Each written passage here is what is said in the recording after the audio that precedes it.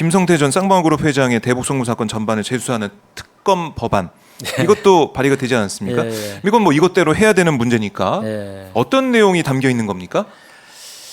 그러니까 이제 그 원래 네. 이게 사실은 국정원 문건이 이제 얼마 전에 뉴스타파 통해서 이제 그렇습니다. 저게 됐는데 네.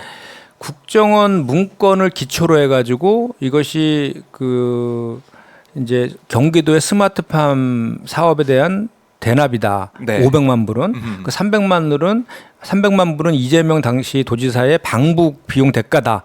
이런 식으로 검찰에서 그렇습니다. 이거를 수사하고 있는 그런 네. 거잖아요. 근데 오히려 국정원 문건을 보니까 이것은 남북 간에 공모를 통한 주가 조작을 위한 사업이었다. 이런 식으로 해석될 여지가 훨씬 더 많아졌다라는 거죠. 그래서 요 대북 송금 사건에 대해서 제대로 된 진실 규명이 필요하다라는 것이고 그 과정 속에서 이걸 대북 송금 사업으로 해서 이재명 대표랑 엮기 위해서 그 이화영 전 부지사에 대한 회유나 압박 정황, 그렇게 연결이 되는 거죠. 술자리 파티라든지 회유, 네. 그 연어 파티 뭐 이런 것들이 이제 그 폭로가 되었잖아요. 그거를 기점으로 해서 이후에 대책단이 이제 만들어졌고 네. 지금 활동하는 것이고 그래서 이 김성태 전 쌍방울그룹 회장의 대북 송금 그 사건에 대해서 부실 수사에 대해서 재수사해야 된다라는 그 내용이 들어가 있고 그다음에 이제 이화영 전 부지사에 대해서 허위 진술 강요 회유했다는 의혹 네. 요구하고 그 또 김성태 쌍방울 전 회장과 검찰이 구형을 거래했다라는 의혹 등이 있지 않습니까? 그 뭔가 봐주기 기소했다라는 그것들이 언론 통해서도 많이 나왔었잖아요. 네. 그런 것들을 내용으로 담은 특검 법안입니다. 그래서 이 내용은 어떻게 보면은 이제 이런 과정 속에서 검찰에서 그 조작 수사라든지 회유 압박이라든지 이렇게 위법한 수사 관행들을 특검하는 첫 번째의 사례예요, 이것이. 아하. 그러니까 이화영 전 부지사 이 예. 문제 예. 수원에도 가셨고 네. 열심히 활동해 왔는데 네. 어떻게 보면 이번 법안을 통해서 사실 검찰이나 법무부에서는 협조를 전혀 안 해주지 않았습니까? 자료 제출이나 이런 것들은. 그러니까 이거를 이번 이 법안을 통해서 하나하나 명백하게 밝혀보자. 예, 검찰의 행태를 파헤쳐보자. 이런 의미를 갖고 있다. 이렇게도 볼 수가 있겠네요. 네, 그렇습니다. 저희가 대책단이 만들어진 다음에 수원구치소하고 법무부 네. 등에 이제 저희가 그 항의 방문을 갔었는데 법무부는 만나지도 못했고요. 만나지도 못했고. 예, 수원구치소도 이제 구치소장 뭐 1시간여 정도 우리가 항의하다 겨우 이제 면담을 하고 왔었는데 네.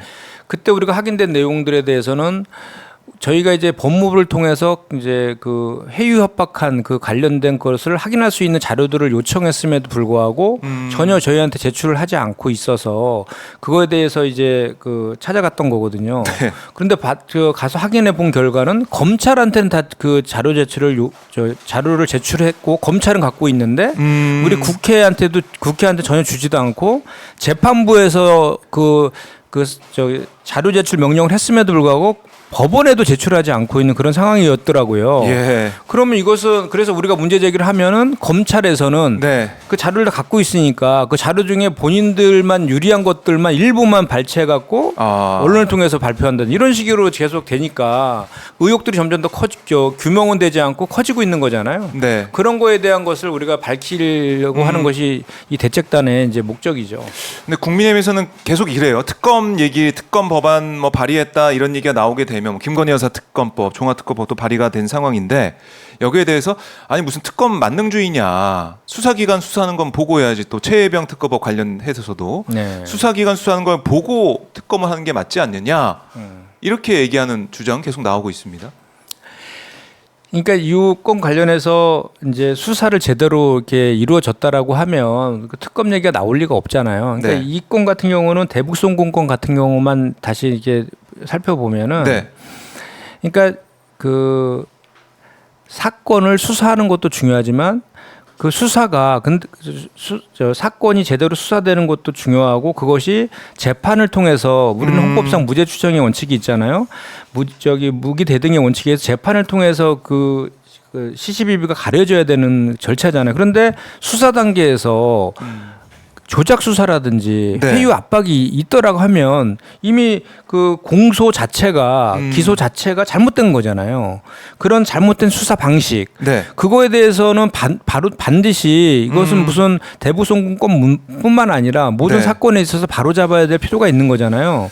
그래서 이번에 저 특검 그 법안은 이러한 그 수사 방식에 대해서 그 수사하는 그런 최초의 특검 법안이라는 거죠. 의미가 있네요. 의미가 있는 거죠. 그래서 그런 이제 활동들을 우리 대책단에서 네. 이뿐만 아니라 그 다른 그 사건들도 이런 그 이제 검사의 그런 수사 관련된 잘못된 수사 관행들이 저희 여러 가지 이제 우리한테 제보 같은 게 많이 들어와서 갖고 있는 것들이 있거든요. 그런 것들 관련해서 계속해서 해나가려고 하는 생각을 갖고 있는 거죠. 네. 자, 그래서 이 특검을 통해서 검찰의 전반적인 우리가 봤을 때 검찰의 폐해라고 할 수 있는 것들까지 다 밝혀내겠다라는 거고, 그리고 이제 민주당에서 1호 법안으로 이제 발의했던 최혜병 특검법 관련해서 하나만 짚고 넘어가자면 이거 어제부터 이제 보도가 되고 있는데요. 신원식 국방장관, 그러니까 지난해 최혜병 순직 사건이 발생했을 때는 국방이 여당 간사였습니다. 네. 그런데 지난해 8월 1일부터 8월 8일까지 총 13번에 걸쳐서 이종섭 당시 국방부 장관한테 연락을 했었다. 전화했다라는 겁니다. 8월 1일 한 번, 8월 4일 5번, 8월 5일 한 번, 8월 7일 5번, 8월 8일 한 번 이종섭 장관에게 전화를 했다는 거예요. 그래서 통화 시간이 짧게는 4초부터 길게는 9분 2초라고 하고, 문제가 뭐냐면 신원식 당시 간사 신원식 의원이 나는 전화한 적이 없다. 그렇게 국회에서 얘기를 했었습니다. 그래서 뭐라고 했냐면 국방위 여당 간사 국방부 장관이니까 뭐 통화는 언제든지 이루어질 수 있지만 지난해 8월 21일 국회 국방위 전체회의 때 두 사람의 발언이 어땠냐면 신원식 의원이 이렇게 얘기를 했어요. 제가 이 문제를 본격적으로 개입을 하게 된 게 8월 11일입니다. 그 전까지는 잘 아시겠지만 여러 가지 궁금한 게 있어도 언론 보도만 봤지 장관님의 판단이나 엄정한 수사에 혹시라도 여당 간사가 전화하는 게 방해될까 봐 안 했습니다. 라고 했더니 이종섭 장관이 그 자리에서 예, 그렇습니다. 라고 답을 했어요. 그랬더니 신원식 의원이 한 번도 전화한 적이 없습니다. 재확인했습니다. 이렇게 국방위 전체회의 때 국회에 나와서 얘기를 했는데 기록에 있는 거예요. 이거 뭡니까? 이거 어떻게 봐야 됩니까? 그 특검을 해야 되는 이유가 명확해지고 있는 거죠. 그러니까 처음에도 대통령실하고 국방부도 관여한 적 없다 했잖아요. 그러다가 그 대통령과 저 장관 간에 직접 통화한 내용들이 확인되니까 갑자기 뭐 전화도 못 하냐 뭐 그러면서 뭐 궁색하게 변명을 하니까 더 국민적 의혹만 더 높아지고 있는 그런 상황 아닙니까? 네. 그리고 그 앞뒤에 전후 맥락들을 보면은 다들 이상하잖아요. 그 뭐 그 대통령 휴가 기간 중에 그것도 개인 폰으로 네. 저 해외 출장 중인 국방부 장관한테 전화해가지고 그것도 세 차례나 전화한 것도 이상하고 이제는 뭐 혹시 그 전화를 김건희 여사가 한 거 아니냐 이런 얘기까지 그런 저 얘기까지 나오더라고요. 의혹까지 제기가 될 정도. 왜냐하면 한남동 관저에서 연락했고 그러니까요. 휴가 기간이기도 하고 예. 그런 의혹까지 불거져 있다. 그러니까 결국은 예. 본인들이 그런 뭐 그래서 요즘은 뭐 버럭 뭐 이렇게 뭐 경로도 못하냐 야단 쳤다. 통화도 뭐 이렇게 못하냐 뭐 이렇게 얘기하니까 네. 그 저 억울할 거 아닙니까? 그런데 우리가 자꾸 저 야당에서 그러지 국민들을 네. 여론조사도 폭락하고 이래 억울할 테니까 그걸 진상 규명해서라도 특검해야 되지 않겠어요? 그렇죠. 국정 브리핑하는 것보다 특검을 통해서 최근에는 그 공수처까지 저 압력을 넣었다라는 의혹까지 나오고 있는 상황이잖아요. 그러니까 공수처에다가 어떻게 맡깁니까? 그리고 궁극적으로 공수처는 기소권이 없잖아요. 검찰로 다시 넘겨야 되잖아요. 그러니까 그걸 어떻게 믿어요? 그리고 뭐 이게 무슨 그 어디죠? 거기 네. 군 검찰 네. 거기에서 하는 것은 조사 단계이기 때문에 뭐 수사 뭐 지시나 관여가 아니다 뭐 이런 식의 또 궁색한 변명을 그렇게 하던데 뭐 그런 주장도 나오더라고요. 원래 그 군 검찰 군 수사 당국과 군 검찰 군사법원에서 그 수사나 재판하지 말고 경찰로 넘기라고 한 이유가 있잖아요. 네. 그 여중사 사건 관련해 가지고 그 군에다가 군내에서 발생한 성범죄라든지 뭐 사망 사건 등에 대해서 네. 군에다 맡기니까 자꾸 제 식구 감싸기로 해서 손방망이 처벌로 끝나니까 그렇지 말아라는 취지에서 저기 경찰로 넘기라라고 군사법원법이 네. 개정된 거잖아요. 그렇다라고 하면 그 앞전에 그 법의 취지는 전혀 관여하지 말고 그 조사하고 수사한 내용만 그대로 그냥 그 경찰로 이첩하라는 그게 법의 취지잖아요. 근데 앞에서 맞아요. 그렇게 전화해서 경로하고 뭐 통화하고 이렇게 한 것 자체가 예. 더 높은 사람이. 당연하다고 생각하니까 그게 더 문제인 거죠. 그러니까 대통령이 야단 칠 수도 있지. 야단 쳤다. 뭐 이렇게 하는데 대통령의 말 한마디 한마디 예. 그리고 야단 쳤다. 화냈다. 이게 하나의 메시지 아닙니까? 아니 그 이종섭 장관이 결재했잖아요. 네. 결재해서 넘긴 거 아닙니까? 그 결재를 다시 번복했잖아요. 그렇죠. 뭐 그럼 그 과정에서 너무 이상하잖아요. 그러니까 이상하죠. 아니 그래서 저희가 무슨 뭐 그래서 그쪽의 주장을 네. 거짓말하고 있는 거에 단정하지 않잖아요. 음. 거짓말이 아니라는 거를 네. 지금 객관적인 네. 그 수사 기관을 통해서 한번 확인해 보자라고 하는 것이 국민적인 요구 아닙니까? 아. 그것을 야당이 받던 거고. 이제는 거의 뭐 그런 것 같아요. 경로설에 대해서 군검찰 쪽에서는 그때 수사할 때는 망상이다라고 했는데 대통령실에서는 야단 쳤다. 그리고 또 한 번 뭐 했다. 두 번 정도 개입 의혹이 또 불거져 있는 것이고 전화도 아니 국무위원한테 장관이 전화할 수도 있지. 그리고 이 건에 대해서는 지시를 한 건 없다. 또 이렇게 얘기를 하고 있고 점점 말이 바뀌고 있어가지고 특검이 꼭 필요하다. 이렇게 보시는군요. 그럼요. 그리고 이번에는 네.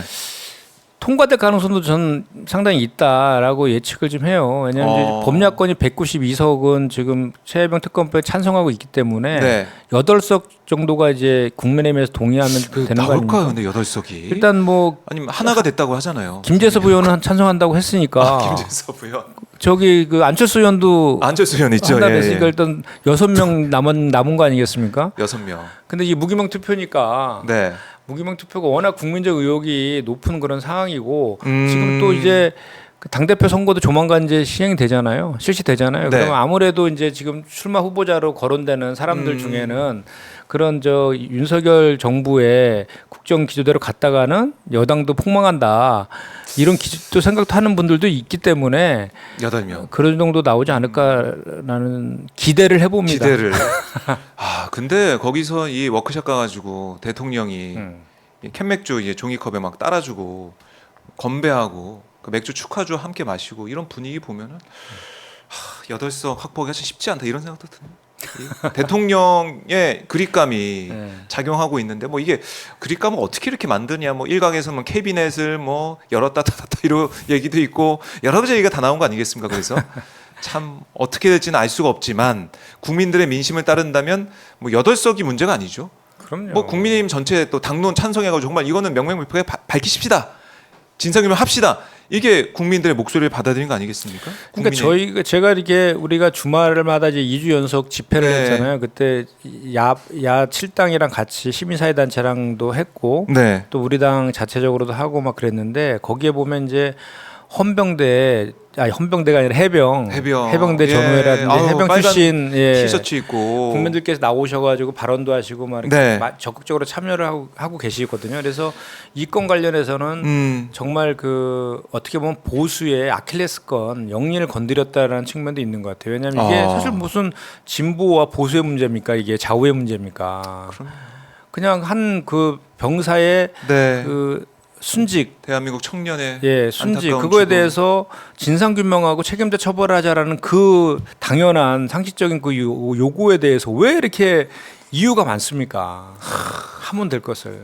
그러니까요. 네. 결국에는 최혜병의 억울한 죽음, 임성근 사단장 전 사단장의 지시가 정말 있었느냐? 네. 지시가 있었던 걸 보고 업무상 과실사 혐의로 해병대 수사단 수사했는데 결재까지 났는데 왜 그게 번복이 됐느냐? 누가 임성근 구하기에 그렇게 적극적으로 나섰느냐? 여러 가지 의문점이 남아 있어요. 그럼요. 누가 구하려고 했을까? 임성근 사단장 왜 그토록 휴가까지 챙기고 이런 지시까지 나오고 그렇게 했을까? 이게 궁금한 거고요. 향우님이 이런 댓글 주셨네요. 윤석열 대통령이 최혜병 사건 증거 인멸하려고 시간 벌기 위해서 이번에 이 석유 발표한 거 아니야? 이런 얘기까지 나오고 있습니다. 그러니까 국민의 시선을 돌리기 위한 방편이 아니냐. 그러니까 지금 그러니까 문제는 뭐냐면 윤석열 대통령이 네. 점점 신뢰를 잃어가는 게 가장 큰 문제예요. 국민들이 이제 그러니까 뭘 해도 안 믿는 거죠. 안 믿잖아요. 뭘 해도 이제. 이게 천공 때문에 그런 건가 이런 생각 계속 하게 되고 뭘 발표하고 뭘 하게 되면 찾아봐요. 성공 영상을 찾아봅니다. 여기 있네. 근데 사실 찾게 돼요. 첫 번째 국정 브리핑인데 예. 뜬금없이 석유가스 그걸 발표하니까 이게 네. 이게 무슨 뭐지? 뭐 이런 거잖아요. 그렇죠.